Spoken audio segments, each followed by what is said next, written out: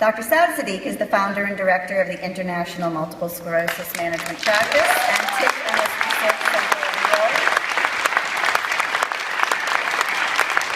We will have a more detailed bio of him when he presents later after lunch on stem cell research. Michelle, thank you for coming from Florida.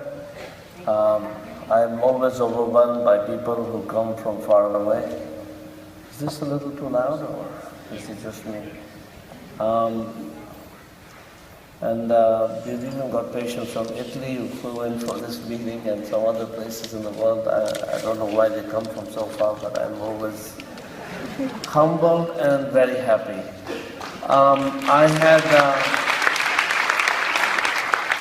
Michelle, tell us about you. When were you diagnosed with multiple sclerosis? You don't even look like you have MS.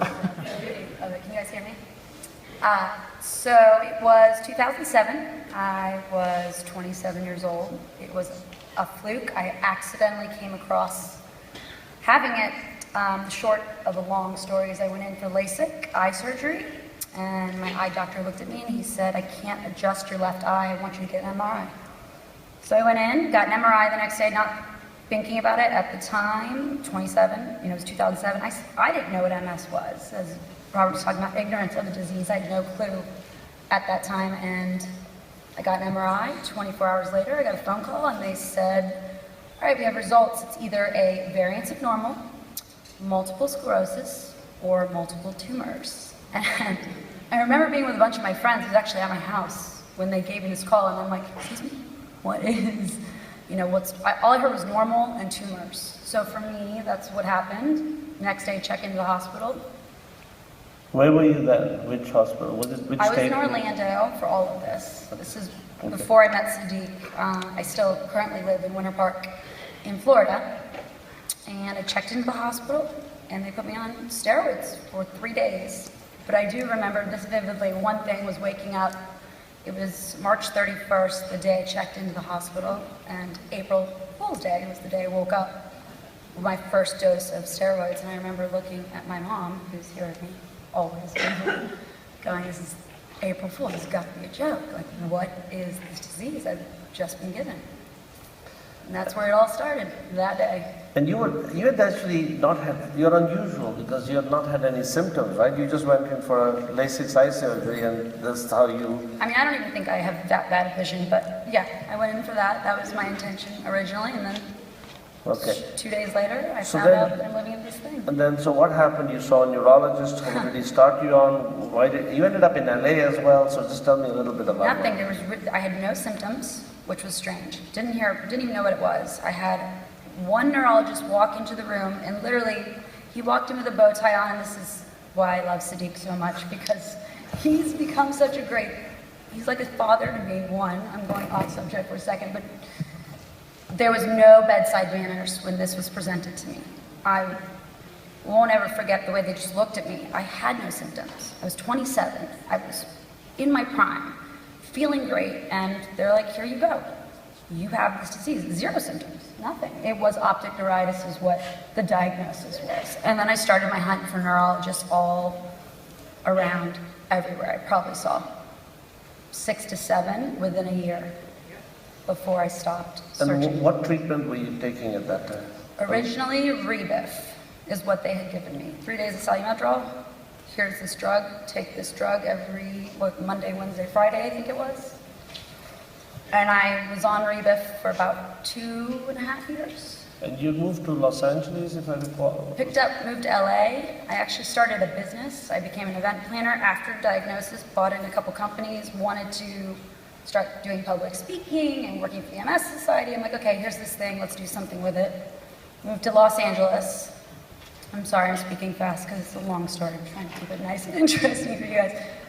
So I moved to LA and tried to start a new business there, which was about 3 years ago. And then why did you, if you're happy in LA, why did you have to come to New York to see an MS doctor? Because it's you. Well, no, you didn't know me.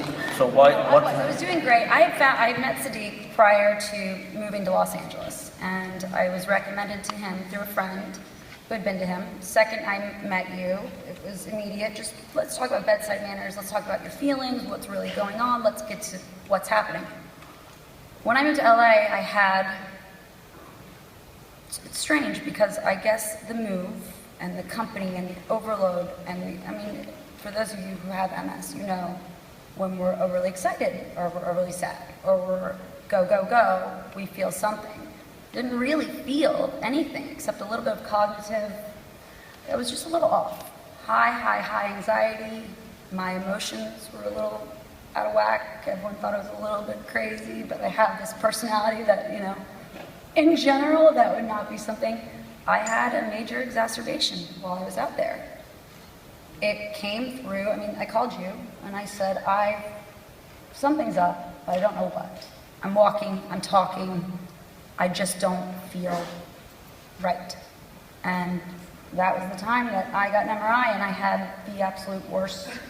Yeah, so she had about 5 or 6 fairly easy to see enhancing lesions in her brain, which is quite, alarming. I mean, the MRI did not look much worse than you would imagine, I mean, seeing her. So we changed treatments. What did we do? We went from Rebif, we stopped that. And I was in LA for this. We tried Tysabry, which at the time, as you're hearing, there's this drug, blah, blah, blah, PML, but let's try it. And I'm like, whatever, Sadiq says, do it. So I did. What happened with that? Didn't work. Why didn't it work? Don't know. All right, so I felt pretty bad because I told her, listen, it's okay, don't worry, you probably have antibodies to beta interferon, and, okay, whatever. I said, Tysabry is this great drug, and even if you let that die from PML, we'll worry about that later, but initially, at least this will stabilize you, and it's guaranteed to stabilize you, and whenever I say that, I think something hits me from the top. And so, of course, that didn't work. She still had enhancing lesions, which was surprising with Tysabry. So one common fallacy is that Tysabry always works. It doesn't. Then what did we try? Rituxan or Rituximab? Rituximab. It was a chemo. At this point, he's like, okay, now we're going to try this chemo drug. Rituximab. Well, she wanted to have kids at some point, and so I said, let's try Rituximab because you can, and this will definitely work because it's just the way it is. So we fought with the insurance company, got an approval. Her dad called me and said, he'll pay for anything, don't worry about the insurance, and the mom told me the same thing as well. So, but nevertheless, then what happened with Rituximab? Didn't work. I don't mean to say it like this, but we did go through this panel of drugs at this point, and I'm like, what's going on? So she was a challenge because this was this very adorable girl that you see, a very good looking, a very full social life. I don't approve of it most of the time. I still do what I like. I just said, this woman's going to go into a wheelchair very quickly. She's tried beta interferons, she's tried some oral drugs which we haven't mentioned, and she also tried Tysabry and Rituximab, and she needs to get married and have kids at some point, or whatever she wants to do. I mean, I'm not thinking, and so what did we do?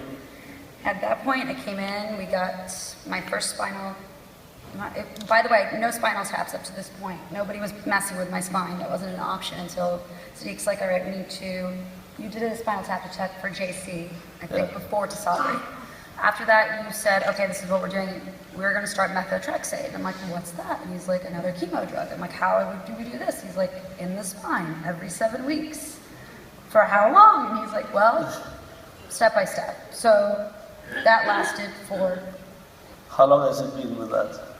I just had my last Methotrexate, hopefully forever, August 16th, and it was 2.5 years. Every 7 weeks I was here, every 7 weeks on a regular basis. So you fly from Florida? Fly from Florida to be here every 7 weeks to get a needle shoved into my spine, and get a little chemo, and put a smile on my face, and bring my family and a couple friends here and there to experience it with me, and I mean, it's been a long road. It's been rough, but I'm here and I'm... But since then, Yes. your MRI, what's happened to it? It's, since I started methotrexate, it has not progressed. There's no active lesions whatsoever, which is a good thing. And we're now going to transition her to, I think, Tecfidera, and hopefully that'll keep you at bay, but we have the methotrexate. We injected it into the spinal fluid, so although she can't get pregnant on it, she can, now that she's actually been off it for a while. And why don't you hear about methotrexate? Because it costs $5. The patent ran out in the 1950s. No drug company is ever going to push it, and you'll never hear about it because nobody gives a shit, because nobody's going to make money. But the point is, really with Michelle, what I congratulate you, and it's really your success, is one, that you did seek out care. You trusted enormously. I mean, I really feel that you trust me, and as a result, actually, I stay awake thinking about you, about how to keep you safe. And also, I think the fact that you travel so willingly and so nicely and pleasantly, I get more trouble from patients in Long Island who tell me about their commute than people who, like you, who come from Florida and fly. That's my pet joke for the Long Island crowd. But anyway, it's tremendous, and I just hope that going forward, we'll be able to keep you stable. And I told her, can you stand up, please? I told her, I said, come in wearing heels, and I want the patients to see this, because when you see a person like this, and you're all familiar with it, you can easily be told, oh, you look so good. There's nothing wrong with you, you know. But she's been through a tremendous battle with this disease, and that is why we do research. So thank you. Thank you.